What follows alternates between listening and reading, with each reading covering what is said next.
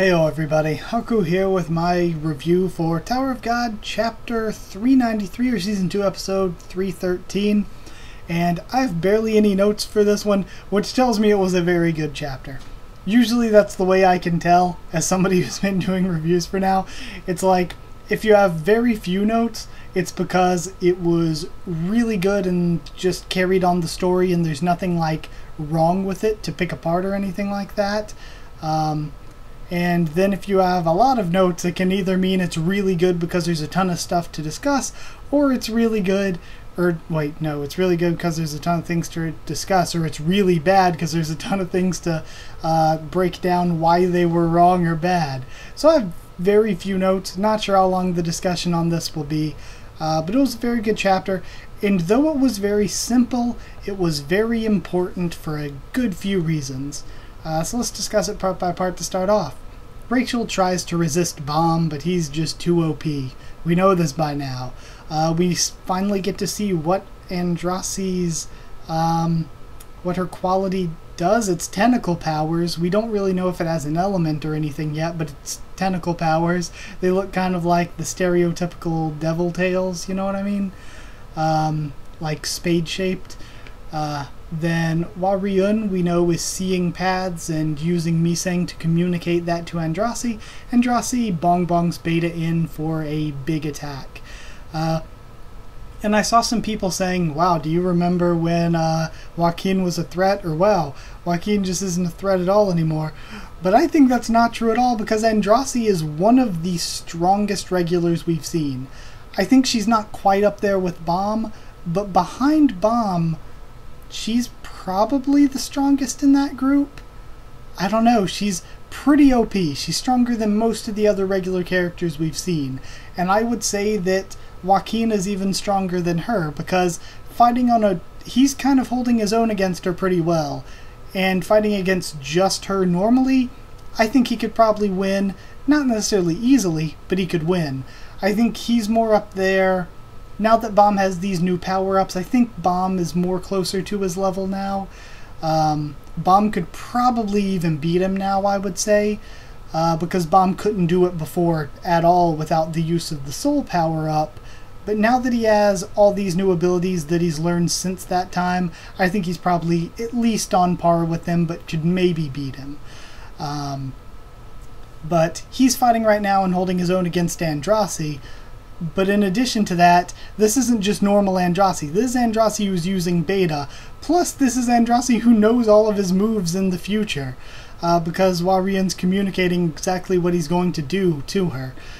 Which he thinks about himself. Because we've seen before that when Waryun was working with him in Rachel's group, she's OP as a leader and a strategist already when she can't see the future. But when she can see the future and whatnot, well, seeing the future isn't really the best way to put it. It's kind of this weird thing where it's like part seeing the future, part just seeing possible ways the future could go and prediction and stuff. We don't really quite fully understand what seeing the paths means. But basically this is Andrasi with a bunch of OP help from other people, and he's holding his own against her.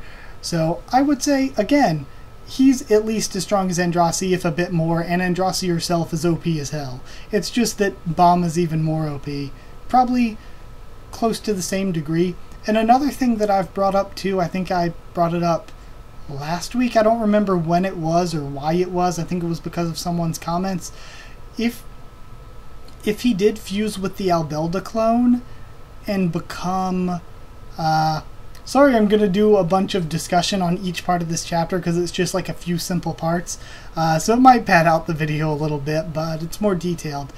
But even if he fused with the Albelda clone, I'm not sure that he would be a high ranker again to be able to fight against high rankers, because of the Albelda clone giving all the souls to Bomb and stuff, and because of the sketchy Rowan situation, the spell that she used that screwed over Albelda, really. Like, Albelda is really a tragic character, and because of just the time that it's been, I don't think he would have all that power. He would have to go slaughter some more countries and eat their souls in order to get that kind of power back, I think.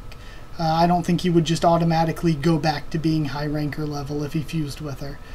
But yeah, Albelda's a really tragic character, come to think of it, because all the other siblings got to keep their personalities. David, Vicente, Anna, Joaquin, obviously. They all got to keep who they were, their personalities, but Rowan's spell fused Albelda with the personalities and appearances of all these other people whose souls were in there, making Albelda into the new Albelda, the clone, which I still call her Albelda because, like she explained, she's still Albelda, but she also isn't. She's still the same person, it's just that she absorbed all these people's personalities and appearances into herself, and that has changed her. So she's Albelda, just not the same one that Joaquin remembers from beforehand. So yeah, that's kind of a tragedy in itself, that she kind of got killed by that and assimilated Rowan into her. So are we on the Daniel Albelda ship now, since Albelda is kind of Rowan? Or if Albelda does fuse back into Joaquin, are we on the Yowie Daniel and Joaquin ship, or Daniel and White ship? Because White would then technically be Rowan, kind of, at least a portion. That is an interesting question. But after that, Bomb yells at Rachel, tells her to stay away. I thought all that was really good. Just because it wouldn't make sense, obviously, for Bomb's character to be like, oh, I'm just going to kill you now, or I'm just going to hurt you now. It makes sense that he would be like, I made the mistake of wanting you around me to begin with. I don't want you around me. I'll stay away from you. You stay away from me. Don't mess with the people I care about anymore. And that's that. Settling things with words, taking the good path instead of just the cheap, cheesy, easy riding revenge. Taking the more noble path of like being clear with his being clear with his intentions, but at the same time not going too far with it. So yeah, or doing anything he would regret. And then Rachel sort of prods him with, don't you want to know why you were in the cave? So I do want to know that. I don't think we're going to actually get to know about. I still think they're going to be interrupted. The train's going to hit the last station and get invaded, or somebody's going to jump in and attack the station beforehand. Either way, I think that they're not going to get to finish this entire thing where they are right now. But yeah, that was basically all we had there. And then the hypest part, the best part, Evankhell saves Yuan Sung. Evankhell is such a badass. Evankhell looks so cool and is rank 60, one of the strongest. I'm just too hyped for Evankhell. I really want to see more. I love the scar on the face and like the different colored skin above the scar. It's just so cool looking. The way she's kind of buff, it is great. So I'm really excited. I want to know more about Evankhell. Also, weird, people brought it up in the comments, so I'll talk about it in the Q&A probably. Weird that Yuan Sung was just like, oh, well, I accept my fate. I think he probably had a plan or something, because it wouldn't make sense character-wise, I don't think. So, no clue what was going on there, but I'll just assume that Yuan Sung had some kind of plan. So, yeah. Some blog stuff that was cool, too. Siu brings up, he's like, so things aren't confirmed until they show up in the story, and he kind of talks about how people get that as a mistake earlier when things show up and they're different from what he said in the lore of the blog posts. And we know before that he's deleted some old blog posts because people would come at him with saying, you know, this contradicts what happened in the story, and he'd be like, oh, that was written a long time ago, I've changed my mind. And he says that originally Evankhell was going to be a man, but he says that Evankhell is like way different just completely than what he first envisioned Evankhell as. So not only changing the gender, but changing a lot about the character as well. And there was some debate on, and I think this is just with nuance in translation, like the translation for the blog post. I love the translator, and I'm so glad that they are translating this for us, but I can also say that it's usually in pretty broken English. Like, the English isn't perfect, and you just kind of have to assume and guess at what they're trying to get across and what they're trying to say.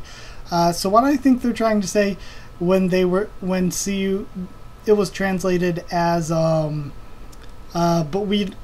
she's not quite totally female, or she's not that female or anything. I think that Siu was just saying she's kind of muscular. She has typical masculine, stereotypical type traits, you know? So I think he was saying more along the lines of, it was originally going to be a male character, and it's not that the character itself changed from male to female. It's originally he was writing it to be a male character, and he chose to write it as a female character instead. So, yeah, I don't think it's a case where people are like, oh my god, does this mean Evankhell is trans because he said it was originally a man and now a woman? And no, I think it meant that he was originally planning to write Evankhell as a man and then decided, you know, I should write Evankhell as a woman. So, because I think that just because before that he said stuff I said in the past, it doesn't really get confirmed until it comes out in the story.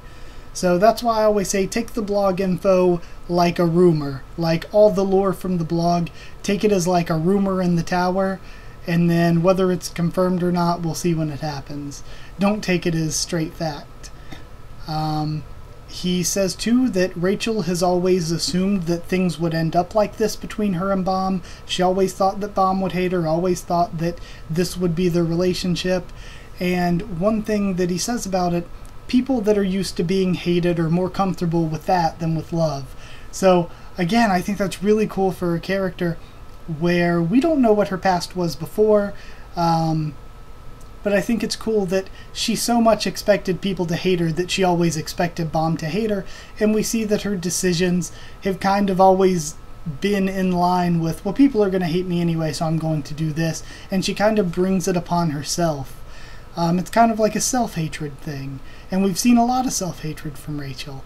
So I think it's just a really complex and developed character situation. And I think that her and Baum, what's happened here isn't a starting point. We've definitely already been on the road for a while, but I think the characters are going to grow and develop a lot more from where we are here. I think this is kind of a big moment, a big turning point that pushes those characters forward to the next stage for them. So that's why it's a very simple chapter. All we had was Baum telling Rachel he'd kill her if she comes after him, Andrasi squaring off with Joaquin a little bit, and Evankhell saving Yuan Sung. 3 really simple scenes, really, but they were really important. Baum telling that to Rachel is huge for the future and kind of ties up this chapter of their story together, unless we get some real big reveal next chapter or anything. Evankhell showing up and saving Yuan Sung, that's incredibly important because now Yuan Sung is going to continue to be alive in the story, and he's always kind of been an important character in the background, and I think Evankhell could continue on to be an important character too. And the Andrasi White stuff was less important, it was just showing that they were fighting and stuff. But all that was really, really cool. And another thing with Evankhell, people were asking too what the opinion was on who thinks that Evankhell might be with FUG. I'm thinking Evankhell could very much be with FUG. I could totally see that happening. But at the same time, that I think Evankhell could be with FUG, I really, really think that Evankhell could just be independent and be like, I'm running the floor of tests, I'm running it how I want to run it, and anyone who interferes with my system and my servants and my way of doing things, I'm not going to accept it, even if it's Zahard. If somebody's going to come in here and want to kill one of my servants without even contacting me beforehand, I'm not going to let that happen. So I kind of feel like Evankhell could be independent, just not like the idea of Zahard sending someone to kill one of her most important subordinates and throw off things on the floor that she is in charge of without, I don't think she would like all that without Zahard contacting her. So that's why I'm thinking Evankhell might not be with FUG, but it's certainly a possibility. So yeah, some general thought notes I had. I just said good Baum and Rachel development, and I'm more hyped for Evankhell than any of that though. And that's it. So yeah, I'd give it 9.5 buff high rankers out of 10. I loved it. It's not often that a chapter gets me. Like, I like this every single week, and I usually give high scores every single week. Tower of God's good every single week, but it's not often where I'm like completely caught off guard and don't see something coming at all. And I didn't see Evankhell showing up at all. That was a complete shock to me. So yeah, it's not too often that I'm like completely shocked at this point because I've been reading so long. So I love when a chapter can do that. And just in general, it was really good. So yeah, that's it. Like if you did like the video. I've managed to pad this out to over 50 minutes, damn. Like if you did like the video, comment down there to tell me what you thought of my thoughts on this chapter, what you thought of the chapter yourself. Subscribe for more Tower of God, much more on the channel. Follow on Twitter if you want. I can try to keep you updated there and stuff with the channel. And if you want a link to our Discord server to talk to me or more of us there, it's free and open for anyone, and we can talk there. So that's it. Thank you once again for watching, and I'll see you all next time. Oh yeah, and quickly, sorry if this is up on Wednesday. I'm recording it Tuesday, but I got some other stuff I want to post too, so we'll see when this actually goes up. If this was going to be short, might have been a better chance for Tuesday, but it's like 16 minutes, so I don't know.